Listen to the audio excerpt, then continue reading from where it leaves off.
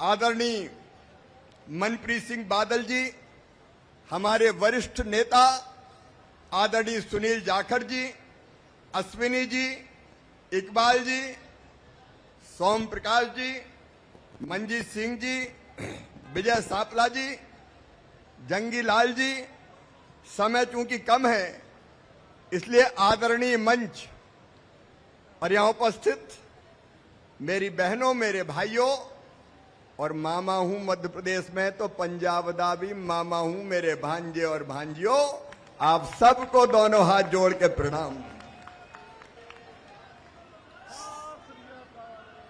सचमुच बाबा बकाला साहब आके आज जीवन धन्य हो गया और अभी हम दर्शन करके आ रहे हैं। गुरु तेग बहादुर जी, हिंद की चादर, गुरु तेग बहादुर जी की वो तपा स्थली, साधना स्थली, जहां 26 साल 9 महीने और पूरे 13 दिन उन्होंने तपस्या की है। सचमुच में आज जीवन धन्य हो गया। अद्भुत है सच में ये स्थान। दक्कड़ पुनियादी ऐतिहासिक कॉन्फ्रेंस भी पूजे, बुजुर्गों, नौजवान दोस्तों, बहनों ते बराबो, आओ गुरु फतेह दी साज पाइए। भाई गुरु जी का खालसा, भाई गुरु जी की फतेह। आज असी बाबा बकाले दी उस पवित्र स्थान ते खड़े हो जिए मक्खन साल लुबाना द्वारा गुरु तेग बहादुर साहब दी पहचान करते बोलियासी, गुरु लाधो रे, गुरु लाधो रे, मैनू गुरु मिल गए हन। सच में ये स्थान अद्भुत है। मेरे प्रिय बहनों और भाइयों, सचमुच में हम सब आज यहां धन्य हैं। कभी गुरु नानक देव जी ने कहा, एक ओंकार। ये केवल उद्घोष नहीं था, यह उस महान भारतीय चेतना की पुनर्प्रतिष्ठा थी जो कहती सृष्टि अनेक हो सकती है लेकिन सृजनहार केवल एक है, एक ओंकार। मेरे बहनों और भाइयों, गुरु अंगद देव जी ने ज्ञान को जन जन की भाषा दी। गुरु रामदास जी ने भक्ति को नगर और सरोवर की पवित्रता दी। गुरु अर्जुन देव जी ने वाणी को संकलित कर उसे शाश्वत स्वर दिया और सत्य के लिए शहादत दी। फिर समय बदला।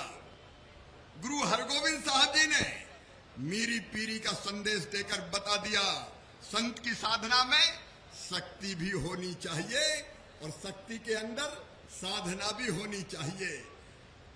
गुरु हरराय जी ने शक्ति के साथ करुणा को जोड़ा और गुरु हरकृष्ण साहब जी ने बाल में भी सेवा की। ऐसी मिसाल कायम की कि उम्र छोटी रही लेकिन आदर्श बहुत ऊंचा हो गया। और फिर आए गुरु तेग बहादुर जी, जिन्होंने त्याग को तपस्या बनाया, तपस्या को तेज बनाया और इस धर्म और संस्कृति के लिए शीश अर्पित कर दिया। मैं उनके चरणों में बारंबार प्रणाम करता हूं। और फिर गुरु गोविंद सिंह जी, सचमुच में रोम रोम पुलकित हो जाता है। बचपन से मैं पढ़ता रहा हूं गुरुदेव के बच्चों का बलिदान। गुरु गोविंद के बच्चे उम्र में थे अभी कच्चे, मगर थे सिंह के बच्चे, धर्म ईमान के सच्चे, गरज कर बोल उठे थे यूं, सिंह मुख खोल उठे हो यूं यूं। रखो ईंटें, रखो ईंटें, भरो गारा, चुनो दीवार हत्यारो। हमारी सांस बोलेगी, उखड़ती सांस बोलेगी, हमारी लाश बोलेगी, हमारे देश की जय हो, पिता दशमेश की जय हो, हमारे पंथ की जय हो, श्री गुरु ग्रंथ की जय हो। नहीं हम झुक नहीं सकते, नहीं हम रुक नहीं सकते।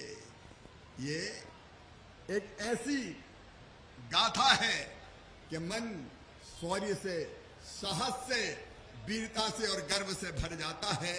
लेकिन आज अपने प्यारे पंजाब की जो गुरुओं की भूमि रही है, ये हालत देख के मन को बहुत तकलीफ होती है। मेरे बहनों और भाइयों, आज कृषि मंत्री के नाते सबसे पहले पंजाब के किसान बहनों और भाइयों, मैं एक बात यहां कहना चाहता हूं। बाबा बकाला साहब की इस पवित्र धरा पर कई लोग भ्रम फैलाने की कोशिश कर रहे हैं। वो ये कह रहे हैं कि कोई समझौते हो रहे हैं तो उसमें किसानों का अहित होगा। मैं आज पंजाब की इस पवित्र धरा से किसान भाइयों आपको यह संदेश देने आया हूं कि प्रधानमंत्री नरेंद्र मोदी हमेशा कहते हैं देश प्रथम और किसान के हित सर्वोपरि। नरेंद्र मोदी जी के होते हुए दुनिया के किसी देश से ऐसा समझौता नहीं हो सकता जो किसान के हितों के खिलाफ जाए। मोदी जी ने कहा कि चाहे मुझे कितनी भी बड़ी कीमत चुकानी पड़े, लेकिन किसान के हितों को कोई छू नहीं पाएगा। और मेरे देशवासियों, आज कृषि मंत्री के रूप में मैं पूरे विश्वास के साथ ये कह रहा हूं, नरेंद्र मोदी जी के मुख्यमंत्री होते हुए दुनिया में कोई ताकत नहीं है जो किसान के हितों के साथ समझौता कर ले। ये नहीं हो सकता। जितने भी समझौते आज तक किए हमने, यूके से किए हो, यूरोपियन कंट्री से किए हो, वो सारे के सारे समझौते हमारे किसानों के हित में है। और अमेरिका से तो अभी हुआ ही नहीं है। यूएसए से कोई समझौता आज तक हुआ ही नहीं है, केवल बात चली है। लेकिन उसपे भी कुछ लोग शोर मचा रहे हैं, उसपे भी लोग शोर मचा रहे हैं। अरे ना सूत ना कपास, जुल्हा में लट्ठम लट्ठा, ये हो गया अहित। कौआ कान ले गया, कौआ कान ले गया, कौआ कान ले गया। ये कोई बात होती है क्या? मैं आज में पूरी जिम्मेदारी के साथ भारत का कृषि मंत्री शिवराज सिंह चौहान आपसे ये कह रहा है, अमेरिका हो या दुनिया का और कोई देश हो, किसान भाइयों, हर समझौता तुम्हारे हितों को ध्यान में रखते हुए होगा। आपके हितों के खिलाफ कोई समझौता कभी नहीं हो सकता। अफवाहें फैलाने की काम ना करे कोई। और कांग्रेस का, आपका, विपक्षियों का तो काम यही है कि अफवाहें फैलाते रहो। अरे मेरे भाइयों, ये केजरीवाल, ये तो इथेनॉल की ब्लेंडिंग हो गई और मक्के की कीमत किसान को अच्छी मिलने लगी तो इनके पेट में दर्द हो गया। ये इथेनॉल की ब्लेंडिंग का विरोध कर रहे हैं। ये हर उस काम का विरोध करते हैं जो भारत के किसानों के पक्ष में जाता है। और आज मैं कह रहा हूं, ये आपकी सरकार, केजरीवाल जवाब दो, भगवंत सिंह मान जवाब दो, शिवराज सिंह चौहान तुमसे पूछने आया है, क्या किया है तुमने किसानों के लिए? मैं पिछले साल है कि बाढ़ में आया था, मेरे वरिष्ठ नेता यहां बैठे हुए, मैंने पंजाब के मुख्यमंत्री को चिट्ठी लिखी, भगवंत मान जी आपको जवाब देना पड़ेगा। और मैंने कहा पंजाब की धरती पर आपने फसल बीमा योजना, प्रधानमंत्री फसल बीमा योजना लागू नहीं की है, आप लागू कीजिए ताकि किसान को उसके नुकसान की भरपाई की जा सके। भारत के 23 राज्यों में फसल बीमा योजना लागू है, लेकिन भगवंत सिंह मान आपने आज तक फसल बीमा योजना लागू नहीं की। मेरे पंजाब के किसान बहनों और भाइयों, अगर ये फसल बीमा योजना लागू होती तो हजारों करोड़ रुपया राहत और मुआवजे के रूप में, क्लेम के रूप में आपको मिलते। ये फसल बीमा योजना से पंजाब के किसानों को वंचित करने का पाप अगर किसी ने किया है तो भगवंत सिंह मान ने किया है, आपने किया है। मैं ये भी कहना चाहता हूं आपको, हमने एक ने कई योजनाएं बनाई। अभी हम सस्ता यूरिया, प्रधानमंत्री नरेंद्र मोदी जी की सरकार 266 रुपया में, जो बोरी 3-3 हजार में मिलती है, उसको 266 रुपया में दे रहे हैं। हमने पूरे देश में कहा कि खाद के वितरण का ऐसा सिस्टम बनाइए कि ये खाद सस्ता केवल किसानों को मिले, ये डाइवर्ट ना हो पाए। लेकिन धिक्कार है भगवंत सिंह मान जी आपको और आपकी सरकार को, पूरे देश ने वो सिस्टम बना दिया है, लेकिन आपकी सरकार ने इनकार कर दिया और यहां यूरिया किसानों के साथ डाइवर्ट हो रहा है और वो यूरिया दूसरे लोगों को जा रहा है। मेरे किसान भाइयों, जो लाभ किसान को मिलना चाहिए वो इंडस्ट्री के दूसरे लोग उठा ले जाएं। ये किसानों के साथ अन्याय है और किसानों के साथ ये अन्याय आप हमेशा करती आ रही है। और इसके लिए पंजाब के किसानों, आप कभी आपको माफ नहीं करना। कई योजनाएं, अभी बात मकान की हो रही थी, जाकर साहब भी बैठे, अश्विनी जी सब बैठे हैं यहाँ पे, चुग जी भी आ गए हैं अभी तक। उस समय हम बाढ़ के समय आए थे, मैं देख के गया था, गरीबों के कई मकान टूटे थे। मैंने पंजाब की सरकार से सूची मांगी कि हमको सूची दो, इस बाढ़ में जिनके मकान गिर गए हैं, टूट गए, उनको प्रधानमंत्री आवास योजना के अंतर्गत हम मकान देना चाहते हैं। इनने 3 महीने सूची नहीं भेजी, क्योंकि उनको लगता है पीएम आवास योजना का लाभ मिल गया तो मोदी जी को श्रेय मिलेगा। ये मोदी जी के नाम से ऐसे भड़कते जैसे बैल को लाल कपड़ा दिखाओ तब भड़कता है। बोले मोदी का नाम नहीं हो जाए, जिन्हें नाम नहीं भेजे। मैंने जबरदस्ती, मेरे नेता यहां बैठे, 34,000 मकान की सूची मुझे मिली। रात में 9 बजे मुझे पता चला, सवेरे 9 बजे 34,000 मकान जो बाढ़ में बह गए थे पंजाब के गरीबों के, मैंने दे दिए आपको उसके पैसे। लेकिन अभी बता रहे थे आपके वो मकान गरीबों को मिला ही नहीं। मिले क्या किसी गरीब को मकान? कोई बताए, अरे बोल के बताए, मिले क्या किसी को? दिल्ली मकान भेजती है मोदी जी, भारतीय जनता पार्टी की सरकार, लेकिन वो मकान भगवंत मान की सरकार ही खा जाती है।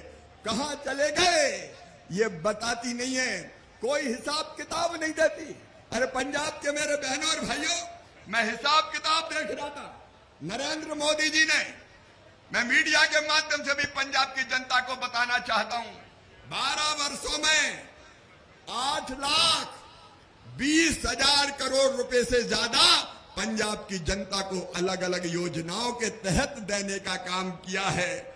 8,20,000 एमएसपी पर खरीद के लिए फंड, 6,60,000 करोड़ रुपया, उर्वरक यूरिया डीएपी पे सब्सिडी 1.5 लाख करोड़ रुपया, पीएम किसान सम्मान निधि, लगभग हमारे किसानों को 7,000 करोड़ के आसपास मिली। पीएम आवास के मकान हमने 584 करोड़ के दिए। पीएम जनधन में 4,371 करोड़ रुपए का वित्तीय समावेशन केंद्र सरकार ने किया। और विकसित भारत जी राम जी योजना, गांव के बहनों और भाइयों, गांव के विकास के लिए एक संपूर्ण योजना बनी है, विकसित भारत जी राम जी योजना। इस योजना के तहत पंजाब को हमने इस साल अभी 1,331 करोड़ तो दे दिए, और इसके अलावा हम इनको जरूरत पड़ेगी तो और भी देंगे। ये पैसा पंचायतों में जाएगा।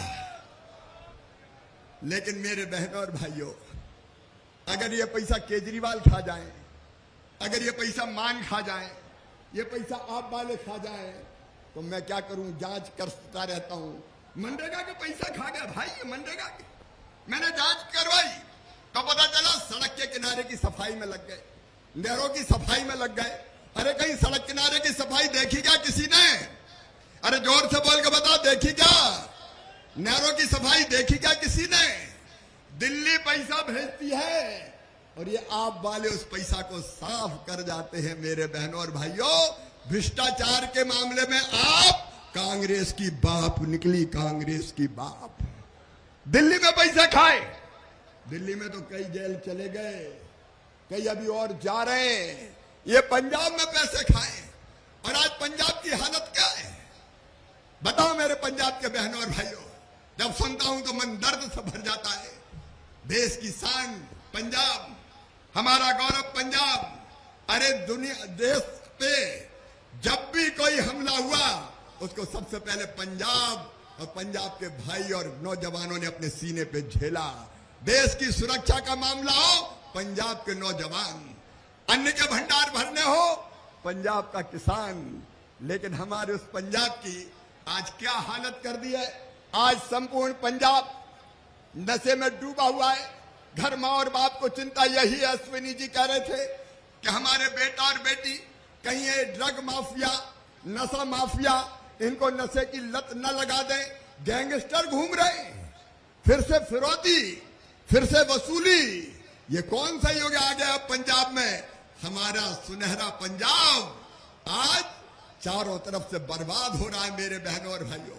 आज मैं आपसे पूछना चाहता हूं, मुझे ईमानदारी से बताना, पंजाब में किसी का कोई सरकारी काम बिना पैसा लिए दिए होता है क्या? मैं आप सबसे पूछ रहा हूं, बिना पैसा लिए दिए होता है क्या? अरे मैं तो आश्चर्यचकित रह गया। पंजाब में हर चीज के रेट तय, तहसील में चले जाओ लाओ पैसा, थाने में चले जाओ लाओ पैसा, कलेक्ट्रेट में चला जाओ लाओ पैसा, हर चीज के रेट फिक्स हो गए। मुझे तो ये बताया कि पहले जो 10,000 में होता था आज उसके 2 लाख लगते हैं। बोलो जी तुम क्या क्या खरीदोगे? यहाँ हर चीज बिकती है। वारे भगवंत सिंह मान, अच्छी सरकार चलाई है तुमने। यहाँ आज राखी का दिन है, मैं अपनी बहनों को राखी की बधाइयां देता हूं। इस पर्व पर रक्कड़ पुनिया के पद पर हम यहाँ आए, लेकिन बहनें ये कह रही है कि गले की चैनियां और कानों की बालियां भी सुरक्षित नहीं है। कब खींच के ले जाए कोई, इसका कोई ठिकाना नहीं, इसका कोई पता नहीं है। माताएं बहनें सुरक्षित नहीं है। अरे हद तो तब हो गई, मेरा तो कलेजा दहल गया, मैं अंदर से हिल गया जब मैंने ये खबर पढ़ी कि एक बलात्कार का आरोपी, एक रेप का आरोपी, और उसको जब पकड़ने पुलिस पहुंची तो सीएम हाउस से खबर गई। किसकी गई आपको पता है? सीएम के परिवार की तरफ से खबर गई, 5 करोड़ रुपया में सौदा हो गया है, इनके खिलाफ कोई कार्रवाई नहीं होनी चाहिए। अरे चुल्लू भर पानी में डूब के मर जाना चाहिए ऐसी सरकार को और ऐसे मुख्यमंत्री को जो बहन के मान मर्यादा और इज्जत का सौदा होने देते हैं। इनको अधिकार नहीं है पंजाब पर राज करने का। मैं कितनी बातें आपको बताऊं, करप्शन, नशा, भ्रष्टाचार, माताओं बहनों की इज्जत सुरक्षित नहीं है, बेरोजगारी, एक के बाद एक पेपर लीक हो रहे हैं। हमारा पंजाब का नौजवान रोजगार की तलाश में दुनिया के दूसरे देशों में भटक रहा है। हद हो गई मेरे बहनों और भाइयों। आज मैं आपसे हाथ जोड़ कर ये कहने आया हूं, आखिर कब तक सहोगे? पंजाब कभी अत्याचार नहीं सहता, पंजाब कभी अन्याय नहीं सहता। पंजाब ने तो हमेशा अन्याय को टक्कर दे के उसको खत्म करके ही चैन की सांस ली है।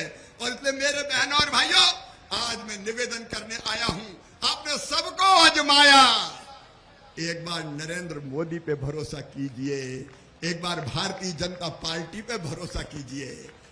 मेरे बहनों और भाइयों, जाके देखो असम, कई वर्षों तक असम में हमारी सरकार नहीं थी।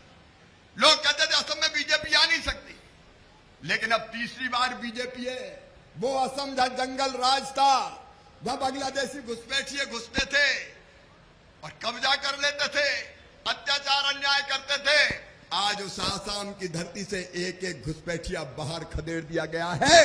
कानून का राज है, असम प्रगति कर रहा है। बंगाल में अभी अभी सरकार बनी बीजेपी की, इसके पहले क्या हाल था ममता राज्य में?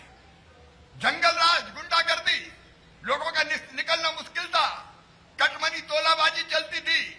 लेकिन 100 दिन में ही चमत्कार हो गया जब बीजेपी की सरकार बनी। सारी गुंडागर्दी समाप्त हो गई, सारा भ्रष्टाचार समाप्त हो गया। मध्य प्रदेश जैसे राज्य जो पिछड़े और बीमारू थे, उन राज्यों में भाजपा की सरकार आई। मध्य प्रदेश के बारे में आपने कभी पहले सोरस सुनी होगी, डकैतों का राज, चंबल के डाकू, एक नहीं कई फिल्में बनी।